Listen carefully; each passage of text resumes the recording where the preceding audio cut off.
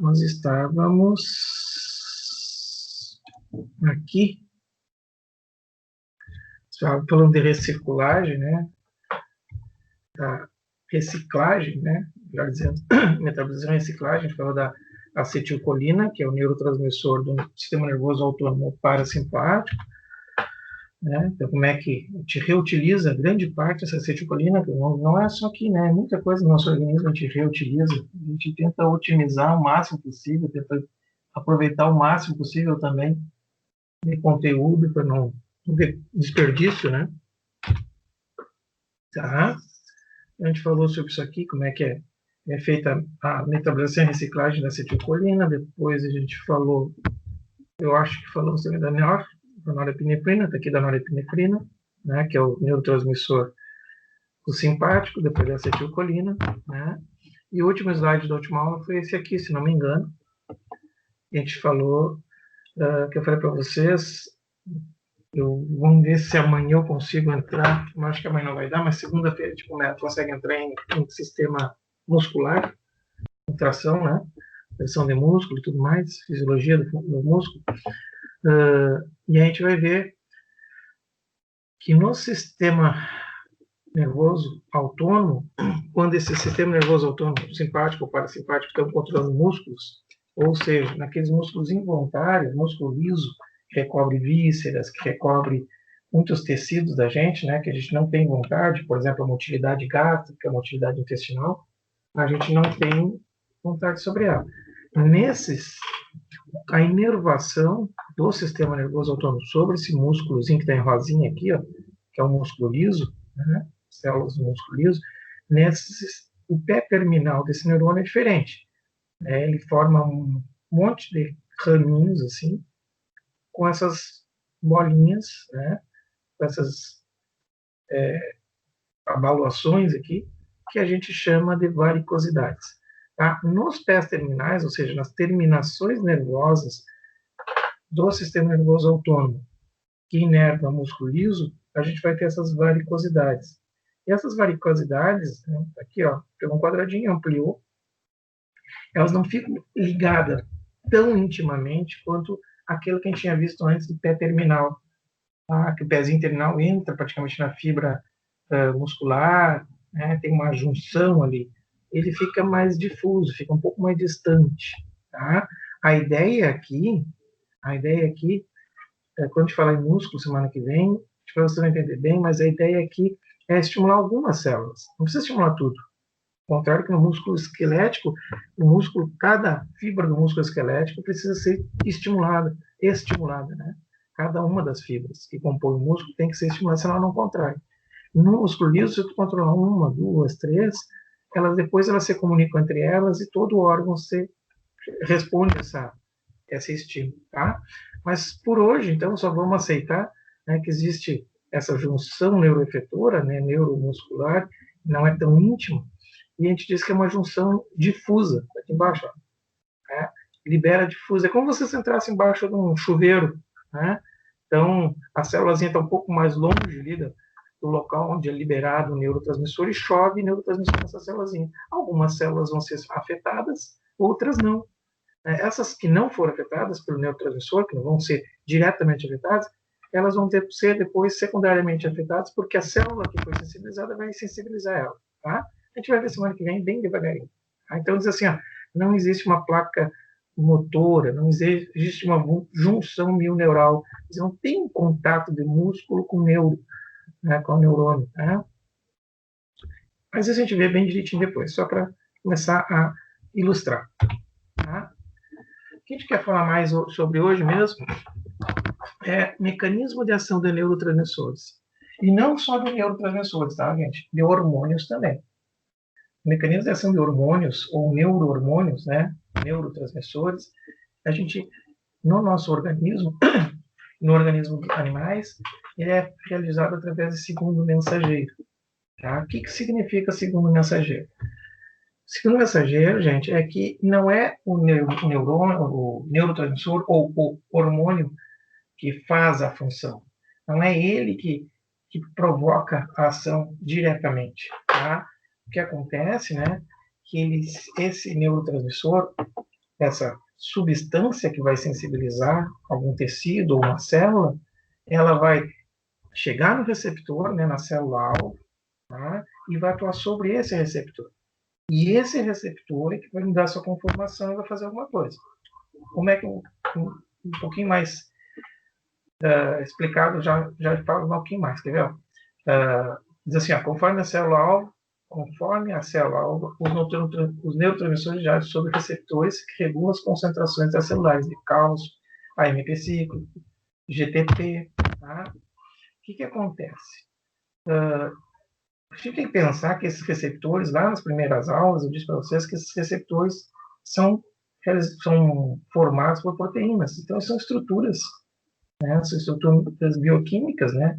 Biológicas e químicas. Então, que são formados por carbono, formado por hidrogênio, então, são uma estrutura, certo? E aqui tem uma representação ó, de uma terminação nervosa do neurônio, que liberando dopamina, outro neurônio liberando norepinefrina ou noradrenalina, e outro liberando serotonina. Tá? Primeira coisa que a gente quer ver nessa imagem, eles representaram aqui, ó, um neurotransmissor quadradinho vermelho, outro triângulozinho azul, outro bolinha azul. Tá? E cada receptor é específico. O receptor para quadradinho vermelho, ele tem um formato de quadradinho vermelho. O receptor de triângulozinho azul vai reconhecer, vai só se encaixar aqui, triângulozinho azul. Tá? Receptor de bolinha azul, mesma coisa, ou seja, os receptores são específicos. Às vezes, pode acontecer desse quadradinho vermelho se encaixar aqui, querer se encaixar aqui no triângulozinho azul, né? Porque ele tem um lado mais agudo aqui, né? Tem um ângulo de 90 graus que talvez se encaixe aqui. Às vezes acontece isso em umas drogas que vocês vão usar, alguns fármacos que vocês vão usar, existe às vezes competição por receptor. Às vezes é interessante usar isso, né? Como eu falei esses dias para vocês, a gente competir com o receptor de dor para parar de sentir dor. Dá uma droga, ele bloqueia esse receptor de dor, o neurotransmissor que estava transmitindo a dor, agora não vai conseguir mais sensibilizar aquele receptor. Ótimo. Mas às vezes não é legal. Às vezes vamos fazer uso de 2 ou 3 ou 4 antibióticos num tratamento de um animal, né? Muitas vezes é interessante fazer esse uso de 2, 3, 4 antibióticos, sei lá, no uso de um tratamento, no sentido de um potencializar o outro, um atuar em áreas que o outro não está atuando, por exemplo. Tá? Mas a gente tem que tomar muito cuidado no tipo de receptor e o local que essas fármacos vão atuar depois, porque pode usar uma competição. Então, o que acontece? A ideia de usar 2 antibióticos no tratamento ou mais é para que um potencialize, um complete o outro. Mas a gente tem que conhecer bem o mecanismo de ação desses fármacos para evitar que um bloqueie o outro, que um ocupe o receptor do outro. E aí ocorre um antagonismo, ao invés da gente melhorar, a gente está prejudicando o tratamento. Tá? Mas então, primeira coisa que eu quero que vocês percebam nessa imagem é que existem receptores específicos para cada tipo de neurotransmissor, certo? E dentro disso, não é todos os nossos tecidos que vão ter receptores para cada tipo de neurotransmissor, por isso que algumas coisas respondem a determinado estímulo e outras não. Tá? O mecanismo de ação, então, desses neurotransmissores, como é que ocorre? Esse mecanismo de ação é o seguinte, esse neurotransmissor vai se ligar ao receptor. E uma vez ligado a esse receptor, que é uma estrutura biológica, uma estrutura bioquímica, ele vai mudar sua conformação.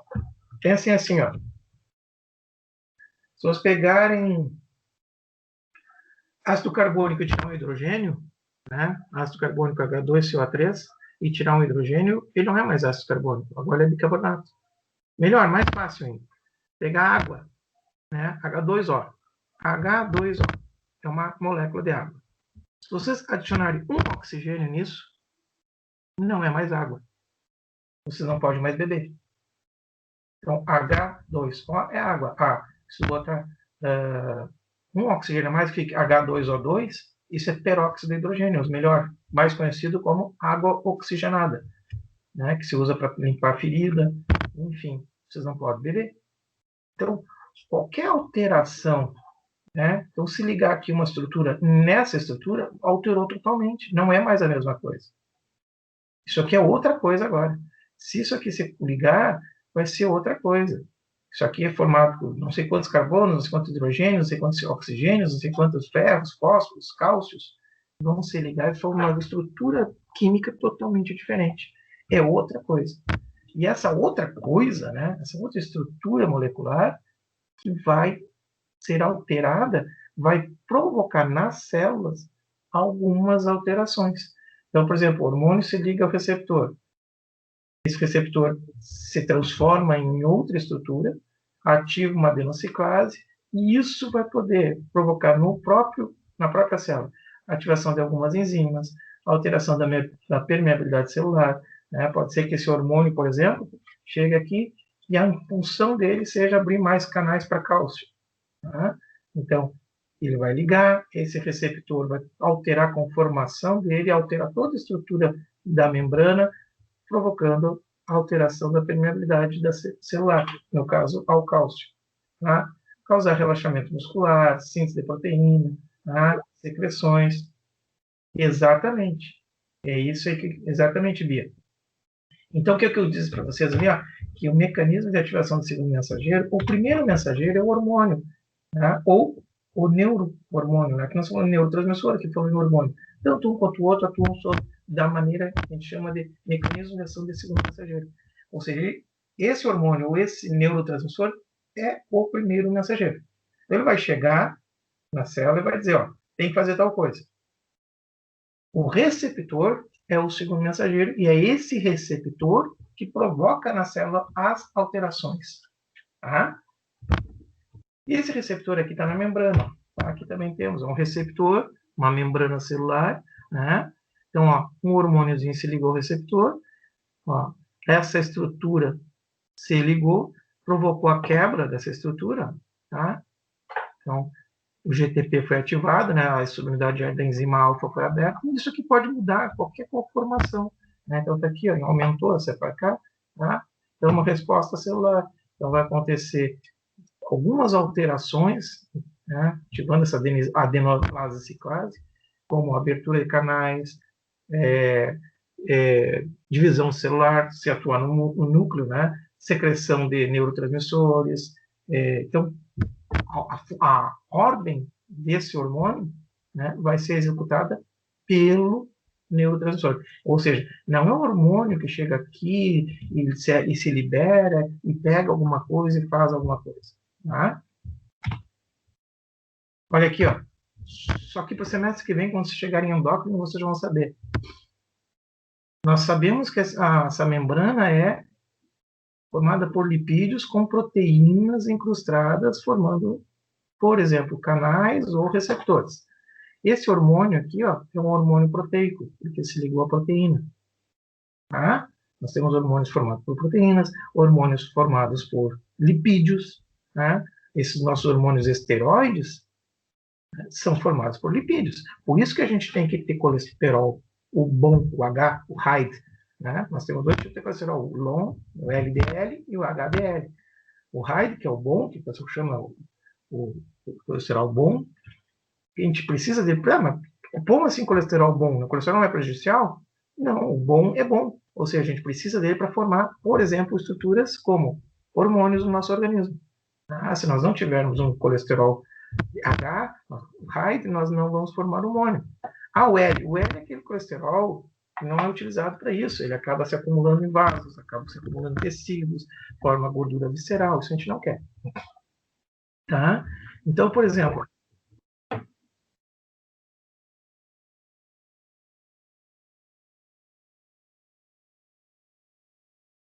isso. Helena, o neurotransmissor receptor forma uma estrutura ou só ativa alguma substância. Na verdade, às vezes acontece uma coisa ou outra. Tá? Às vezes ele ativa uma substância ou às vezes ele... Porque às vezes uma estruturazinha dele quebra a perninha aqui, ó, desconecta, tá? E esse fraçãozinha, que não está na imagem aqui, que vai chegar no núcleo, por exemplo. Deixa eu ver se nas imagens adiante não tem. Não tem.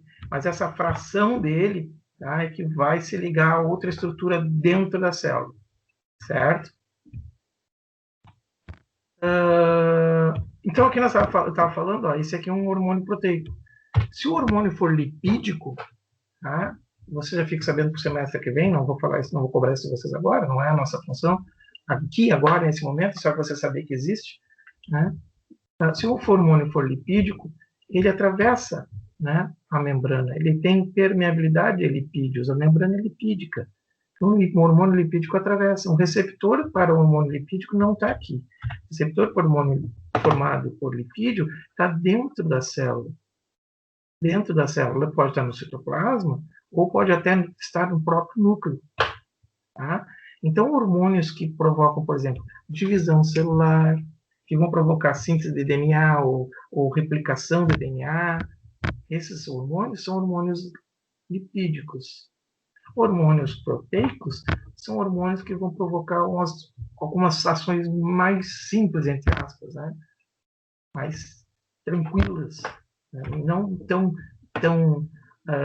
abrangentes e desenvolvidas, assim como uma produção de um DNA novo, ou uma divisão, uma translação, né, de DNA, RNA mensageiro para RNA transportador, né?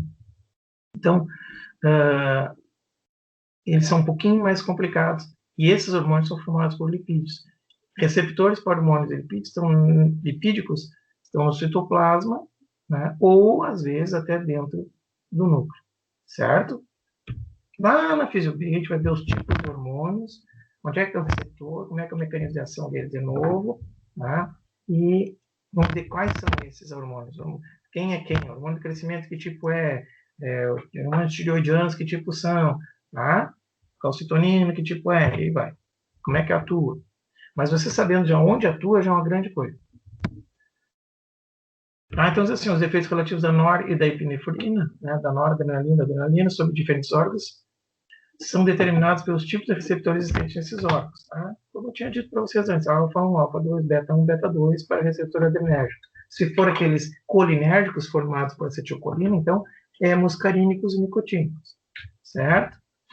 Então, também apenas pincelando, que vocês vão ver mais aprofundadamente lá na farmácia.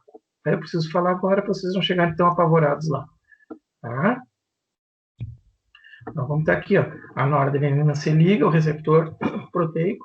Tá? Essa proteína G vai provocar ativação de uma enzima, né, que é uma ação bioquímica, e essa enzima vai ser ativada. Essa enzima vai fazer alguma coisa aqui, vai catalisar alguma reação dentro da célula. Então, só para ilustrar de novo, por exemplo, ó, órgão efetor, resposta parasimpática e resposta simpática. Então, se tiver um estímulo de acetilcolina, da resposta parasimpática nos olhos, constrição, então a pupila diminui de tamanho. Simpática, dilatação, atuando no receptor alfa. Tá? Se for receptor beta, não tem receptor aqui, então não vai atuar nada. Aí assim vai. Glândulas salivares, secreção de água. Resposta simpática, muco e enzima. Coração, diminui a frequência cardíaca. Da simpática. Simpática, aumenta a força de contração. Tá? E aí vai. Tá? Tem, então,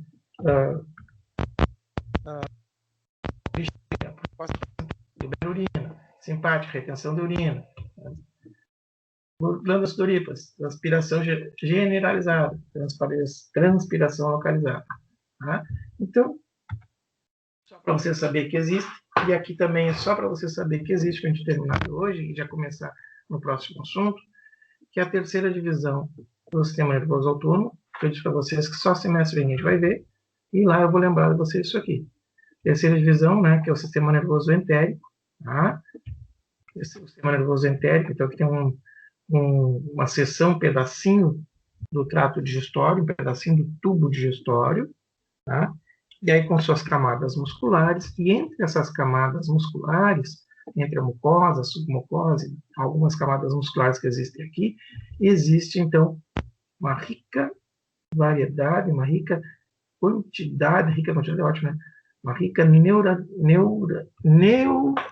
ai, meu Deus, faltou o termo, né? Então, é muito inervado isso aqui, uma inervação muito grande, muitos neurônios, tá? Formando alguns plexos, e esses plexos aqui vão trabalhar semelhante ao que acontece com o sistema nervoso autônomo simpático e parasimpático. Ora, vão estimular, por exemplo, a contração, ora, vão diminuir a contração, vão provocar secreção de água, ou vão provocar menor ou maior secreção de água, menor ou maior absorção, enfim. Tá? Esse sistema nervoso entérico, né, provoca nossas secreções, absorções e motilidades em todo o trato digestório de forma autônoma. A gente não pensa nele. Ele pode estar influenciado, pode receber influência do sistema nervoso simpático e parasimpático, mas sozinho ele funciona sem ninguém de fora, simpático ou parasimpático, atuar sobre ele. Tá? Se nessa que a gente vai ver isso que é bem tranquilo, bem tranquilo. Tá? Para continuar hoje, então, falar de receptores sensoriais. Tá? Então, receptores sensoriais são aquelas estruturas que estão por todo o nosso organismo, né, e captam alguns estímulos que a gente consegue determinar, né, e qualificar, por exemplo, frio, calor, tato, né? Então, eles conseguem qualificar eles de alguma forma, como frio, calor, quente, frio, dor, né? Tá? Então, esses receptores, eles captam esses estímulos e transformam esse estímulo em um potencial elétrico. E esse potencial elétrico, então, vai ao sistema nervoso para ser, como é que se diz? Ser traduzido, né? Então, vem uma eletricidade ao sistema nervoso central e vamos traduzir o que era isso aqui. Ah, é frio, é calor, é dor, é pressão, tá?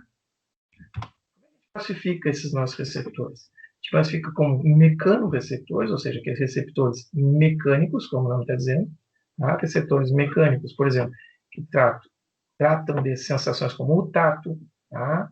Posição e deslocamento do corpo, então, são sensações mecânicas. Né? Tato, é um beliscão, uma sensação mecânica, né, gente? Termorreceptores, aqueles receptores térmicos, tá? Como estímulos calor, frio, né? Então, por toda a pele, eles estão mais concentrados nas mãos, nos pés, no rosto. Auge receptores, né? Receptores, ou também chamado de nociceptores, de nocivos, nociceptores, ou auge, receptores de dor. Tá? Próprios receptores, ou sinestésicos, cine, né? De cinema, de movimento, né? Então, nos dá o ângulo, noções de movimento. Então, se vocês estiverem com o olho fechado e mexendo o braço de vocês conseguem perceber se ele está dobrado, se está esticado, se o braço está para cima, se o braço está para baixo, se a mão está com os dedos contraídos ou fechados. Todas essas noções de localização, vocês conseguem fazer mesmo de olhos fechados. Vocês estão percebendo isso? Você consegue pegar o dedo com o olho fechado e botar na ponta do nariz de vocês, certo? Esteroreceptores, o nome está dizendo também estero, fora, tá? São todos que estão na região externa do corpo, né? Então, superfície do corpo, tá? Como luz, calor, sons, tá? Íntero, dentro, tá? Captam condições internas, pH, pressão osmótica, temperatura interna, composição química do sangue. Vísceroreceptores, que quase a mesma coisa, né? Quase a mesma coisa, captam sensações viscerais, ou seja, todos os vísceroreceptores são interoreceptores, mas nem todos os ínteros são receptores, são vísceros, né? Nem tudo que nós temos dentro da gente é víscera. Tem vasos sanguíneos, por exemplo, tá? Vasos linfáticos. Então aqui estão eles, ó. Aqui tem um desenho, uma imagem de um pedaço da pele, né? Então a epiderme, a derme, né? E alguns tipos de receptores, tá? Que a gente falou aqui, estão mecanoreceptores, tá? Então todos mecanoreceptores, os termorreceptores, nociceptores, tá? E aí está aqui, ó, corpúsculo de Pacini, que percebe vibrações, corpúsculo de Meissner, tá? Também vibração e tato. Esse aqui é o Ruffini, a pressão, disco de Merkel, tá? E aí vai. Folículo piloso, termorreceptor, Então, todos eles estão aqui, ó. Alguns deles são encapsulados, ó. Nota que o receptor tem uma cápsulazinha, ó, umas cápsulazinhas. Outros já são uma terminação nervosa mais livre. Tá? Ó, são diferentes. Outra coisa pertence àquele. Ó, nota que esse receptor ele se dá na extremidade de uma fibra nervosa mielinizada aqui, por exemplo. Essa tem mielina, esse tem também, esse tem, todos têm mielina, menos esse aqui, ó. Esse não tem mielina, tá? Ó. Então a gente vai ver agora outro que não tem mielina. Vamos ver quais as características deles, tá? Então dentro das classificações, se é mecânico, se é térmico, se é íntero, se é víscero, enfim, né, tem alguns tipos que são os do bulbo piloso, né, que é aquele que está o bulbo piloso, ó, tá no bulbo do pelo, né. O piloso é aquele que o tato leve, né, vocês passam a mão assim, perto, não precisa nem encostar no braço, mas passa perto do braço, passando pelos pelinhos, vocês já percebem isso, né, ele está na superfície de todos os pelos e nos dá tato, nos dá dimensão, um espaço, né, o bigodinho dos cachorros, o bigodinho do gato, é porque eles sentem sensações térmicas ali, sentem sensações de localização melhor, né. Eu sou careca, né, tenho um problema de perda de folículo capilar há alguns anos, e posso dizer para vocês, eu bato muito mais na minha cabeça quando estou fazendo alguma coisa embaixo de uma mesa, procurando um móvel, entrei num armário, sempre acaba batendo na minha cabeça muito mais que alguém que não tenha que não seja careca, né? Então ele dá uma certa proteção, tu sabe onde é que tu vai bater a cabeça. Eu já não tenho isso e acontece mesmo. Tá? Então esse tato leve, tipo localizar, que eu não vou grudar minha cabeça nos pés da mesa, acontece comigo aqui, eu bato mesmo. Célula em cone e bastonete, essa que vocês são de visão, são sensações visuais, terminações lembrosas livres, tato, pressão, dor, aqueles livres, né? Eu não vou voltar lá. Seios carotídeos e seios aórticos são aqueles que vão pregar a pressão arterial, a pressão do sangue, né? Taxa de oxigênio. Corpúsculo de Pacini é um receptor para tato profundo. Tá? Corpúsculo de Ruffini são receptores térmicos para calor. Krause é frio. Tá? Merkel é o corpúsculo que vai nos dar um tato grosseiro. Então, quando vocês passam a mão, né, grosseiramente, passam num móvel, vocês conseguem saber se aquilo é madeira, se aquilo é se é areia, se é madeira, se é terra. Né? Você consegue grosseiramente saber o que é aquilo. É um tato mais grosso. Corpúsculo de Meissner, né? É o teto leve, vibrações, tá? De baixa frequência. Ele está na mucosa, na língua, tá nos lábios, né? Também nos dedos. Botões gustativos, né? Que nos dão as 5 sensações: doce, azedo, umami, amargo e salgado. Fuso muscular, que nos dá a contração do músculo, comprimento desse músculo, né? Se ele está esticado, se está contraído. Tá? Aparelho tendinoso de Golgi nos dá o ângulo desse músculo, né? Reflexos musculares. Né? Manter o equilíbrio e postura, ele está nos nossos tendões, tá? E nos dá de postura. Então aqui está ele, ó. Então, o aparelho tendinoso de Golgi, o fuso muscular, esse receptor está dentro do músculo, nós conseguimos perceber se esse músculo está contraído ou relaxado, né? Vai dar o tamanho do músculo, e aqui nos dá localização, né, do músculo em relação ao osso, onde ele está inserido no tendão, para saber se ele está angulado, se está esticado, se vocês estão com o braço aberto, dobrado, angulado. Tá? Células de corte ou corte, né? Células de corte da aparelho auditivo, né? Então, se chama justamente de corte porque só conseguimos enxergar ela num corte histológico. Tá? Células olfatórias, o nome está dizendo, olfato, tá? Percepções olfativas, né? Então, e uma coisa que é interessante saber é que para a gente conseguir sentir o odor, né? Essa substância ela tem que ser solúvel em água, né? Tem que estar solúvel no vapor de água, senão a gente não consegue.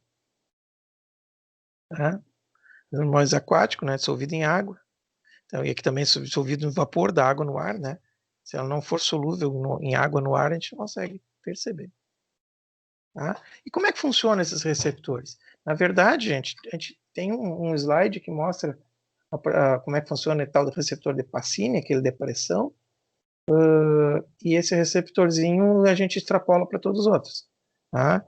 Na verdade, acontece, o estímulo chega ao receptor, provoca a despolarização desse receptor, esse receptor gera um potencial de ação que percorre saltatoriamente a fibra nervosa até chegar no centro nervoso. Tá? Então tá aqui, ó, a área de um receptor, que seria isso aqui, tá? Então aqui está a fibra nervosa, ó, bainha de mielina, na extremidade do receptor, onde ele tem a percepção, onde ele consegue sentir, né, quando ele vai ser estimulado pelo estímulo, ele perde a sua bainha de mielina. Perde a bainha de mielina. E como não tem bainha de mielina, né, aqui, por exemplo, do Pacini, que ele é encapsulado, então tem uma cápsula, foi aquele primeiro que nós mostramos lá, ó. Meu Deus. Então tá aqui, ó, encapsuladinho, essa cápsula aqui, ó. Opa. Então tá aqui ele, ó, essa cápsula. Essa cápsula aqui dentro tem um líquido intersticial, tem um líquidozinho.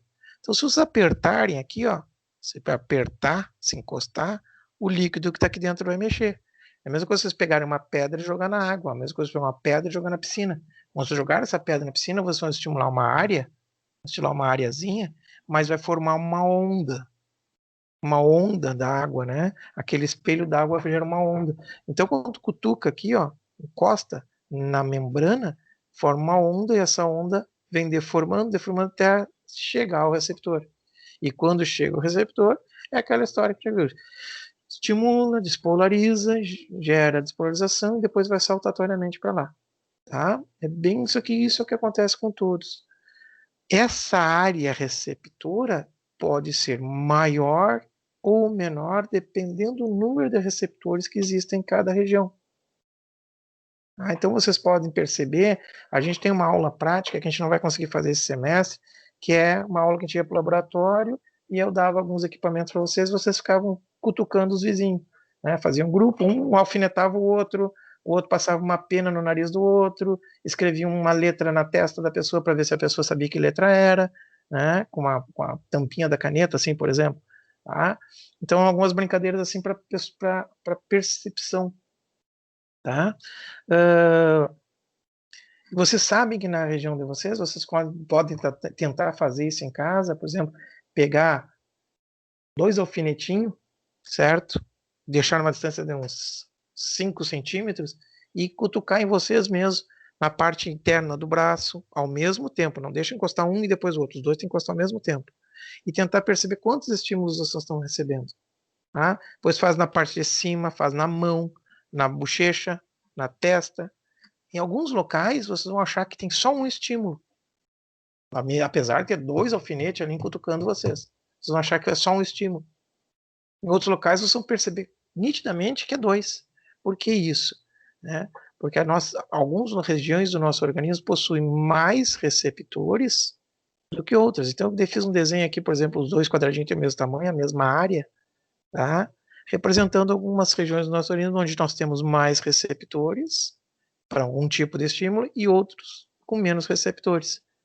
O que acontece? Quanto mais receptores, menor a área que esse receptor precisa ler. Porque esse receptor vai ler até aqui, o outro já lê até aqui, o outro lê até aqui. Quanto menor o receptor, maior é o campo receptor que ele tem que atuar. Maior é o campo que esse receptor tem que pegar. Então, se eu botar um estímulo aqui onde está o mouse e outro aqui 5 centímetros depois, os 2 estímulos estão no mesmo receptor. Então, vocês percebem apenas um toque. Agora, 5 centímetros, se eu botar um estímulo aqui para pegar aqui, ó, eu vou perceber 2 toques. Entenderam? Então, o campo receptor, ó, percebe, ó, o campo receptor, quanto mais receptores, menor é o campo receptor. E quanto menor o campo receptor, mais fácil determinar a localização. Né? Às vezes vocês têm uma cólica intestinal e não conseguem determinar bem onde é que é. Ah, é aqui na barriga. Ah, aqui embaixo da costela. Tá, mas embaixo da costela onde? Na primeira dobra do esôfago, já na entrada do duodeno, no fundo do corpo, na região do piloro, na primeira alça intestinal, onde? Então, você não consegue determinar. Agora, se vocês pegarem um lápis e botar no lábio de vocês, você consegue determinar bem se está no lábio esquerdo, no canto inferior, né? Bem no meio do lábio ou na parte superior do lábio. Vocês conseguem perceber bem. Os nossos lábios, a região onde tem mais receptores por área. Então, cada receptorzinho precisa ler bem pouquinho. Você consegue, então, determinar exatamente a localização. Tá? Então, só para mostrar a vocês que em alguns locais a gente tem poucos receptores e por isso, às vezes, a informação da dor, a informação do tato não é bem determinada. A gente não sabe onde é que o mosquito está. Eu sei que ele está nas minhas costas, está por aí. Agora aqui tu sabe bem direitinho, na hora que for dar o tapa no mosquito, tu sabe onde é que ele está. Porque quanto mais receptores, menor o seu campo de atuação e melhor, mais fácil, melhor é a localização exata do estímulo. Aqui eu não consigo localizar exatamente. Né? Se eu botar um estímulo aqui onde está o mouse, ó, aqui, e outro estímulo aqui, tem uns 5 centímetros de distância aqui, se eu estimular os dois ao mesmo tempo, esse receptor vai achar que é uma coisa só. Lógico, se eu estimular um, passar um pouquinho de tempo e estimular o outro, ele vai perceber, porque foram em frações de tempos diferenciados. Agora, se os dois foram ao mesmo tempo, não vai perceber. E aqui não, se eu botar um estímulo aqui e outro aqui, mais ou menos a mesma coisa, 5 centímetros, eu vou conseguir perceber que é 2. Tá? E quanto maior, menor esse campo, melhor ainda é a nossa determinação de localização. Certo? Tá aqui, ó. Então tem um compasso, né, que é o que nós faríamos na aula prática, a gente não vai conseguir fazer, né, e aqui o mesmo compasso, aberto com a mesma distância, pegando apenas um receptor. São 2 pontos estimulando, só que esse receptor aqui não entende isso, para ele é um toque só. Se eu botar outro compasso aqui, outro aqui, ele também vai achar que é um toque só. Desde que todos cutuquem, ou melhor, todos estimulem essa superfície ao mesmo tempo. Tá? Aqui, ó, dá para ver que tem 2 campos receptivos, né, de 2 neurônios diferentes, um está aqui, o outro está lá, né? Então nós temos uma determinação que for 2 pontos, tá? Então quanto menor a área receptiva, melhor a percepção sensorial.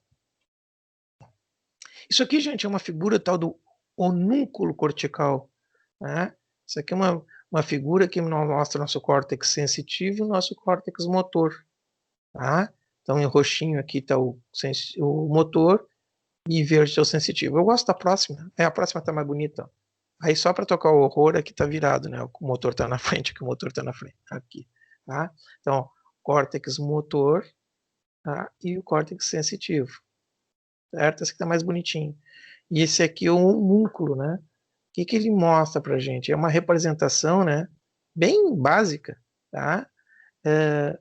Da superfície. Ele mostra aqui, por exemplo, ó, onde está maior é porque a gente tem mais capacidade. Sensitivo, então, né? Sensitivo, ó, por exemplo, o que a gente nota bem? O lábio está muito grande, significa que a gente tem muito receptor, muita percepção nos lábios, né? A língua está bem grande, tem muita percepção também, tá? Ó, órgãos do abdômen, tudo, bem pequenininho, todos eles, né? Em comparação, nós temos muito mais área do trato intestinal, a gente tem cerca de 7 metros de intestino, né? E ele tá, todos esses 7 metros tá menor que a língua do cara aqui, ó. Então, quer dizer, conseguimos perceber que tem muito mais receptores na língua do que no trato digestório, tá? Mão, então a mão também, pés, né? E a mesma coisa a área motora, tá? O mesmo reflexo. Tem muito mais controle, ó. Tanto que nós não temos nem abdômen, que não consigo controlar motoramente, né? Não dá estímulos para contrair o estômago, relaxa o estômago. Não é voluntário. Tá? Esse aqui é um núcleo só para vocês perceberem o que a gente já estava falando. Localização de receptores, quantidade de receptores por área e maior determinação, né, da localização de estímulos. Certo? Para terminar, e terminar uma aula com isso aqui, a adaptação de receptores, né? Nós temos receptores que adaptam rapidamente e outros que nunca se adaptam. O que significa isso? Às vezes vocês dormem, escutando o filme, né? Aquele filme romântico, devagarinho, sempre a mesma coisa, tranquilo, né? Vocês têm receptores, nós temos receptores que se adaptam facilmente. Então vocês dormem porque o receptor se acostuma com o som da televisão e vocês acabam dormindo. Pessoas, como é bom dormir com chuva, claro, aquele barulhinho é tão gostosinho, né? Ou seja, se acostuma com aquilo e vai embora. Vocês estão, quem está de tênis por aí, está em casa, de repente está de chinelo, né? Então tá com o tênis, está com meia, tem uma meia com aquela dobrinha machucando o pé, né? Vocês nem estavam sentindo isso, mas já tinha acostumado. A calça, a bermuda, o calção está apertando na barriga, né? A pessoa fica mais em casa, comeu mais, deu uma engordadinha. As cócegas eu pretendo explicar na próxima aula, que é o estímulo, que é por um outro caminho, tá? Na continuação dos slides aqui. Ok, feito, Lipe. Então, você estava falando, né? A calça, a calção, a bermuda, vocês não estavam sentindo isso enquanto nós estávamos conversando. Agora vocês voltaram a sentir porque eu falei. Não existe receptores se adaptam rapidamente. Né? Odor. Vocês chegam numa sala, meu Deus, que fedor tá essa sala, né? Daqui a pouco passa. Já passou o cheiro. Não passou. Quem entrar daqui a pouco vai sentir o mesmo fedor. Agora nessa sala de aula está tudo com cheiro de mofo. São fechadas lá no universitário que a gente não está tendo aula. Vai chegar que tá aquele cheiro, aquele ranço de mofo, né? Aquele cheiro de sala fechada há um tempão. Aí vocês entram, em 5 minutos não sente mais o cheiro. Quem entrar, chegar atrasado, não vai sentir o mesmo cheiro. O que vocês não estavam sentindo? Porque já se adaptou o receptor. Agora, existem outros que não se adaptam e nunca podem se adaptar. Por exemplo, o tônus dos músculos do membro inferior não pode se adaptar. Senão vocês ficariam de pé por 1 hora e iam esquecer, né, dos receptores, como às vezes acontece, como eu disse para vocês, com o olfato, como acontece com o tato lá do dedo do pé que está apertado no tênis, né? Isso aí vocês acabam esquecendo. Agora, o músculo inferior dos membros inferiores não pode. Se vocês estão de pé, quando vê, esquece, cai no chão. Os receptores entram em fase, né? Entram em adaptação. A gente chama entrar em fase também, né? Entre adaptação. E aí o que acontece? Se adaptou, para de mandar estímulo, vocês esquecem que no DP cai duro, que nem um saco de batata no chão, né? Tá, gente? Vou deixar para amanhã. Vocês têm aula daqui a pouco, já são 10h20. E paramos por aqui. Então, amanhã de manhã, 7h30. E eu vou tentar deixar entre hoje, ou ao máximo, amanhã depois da aula, eu já deixo um primeiro questionário para a gente começar e a gente vai conversando, tá? Serão questionários bem simples, bem tranquilos para vocês responderem no andar do semestre, tá? E vou deixar em média 1 semana lá para vocês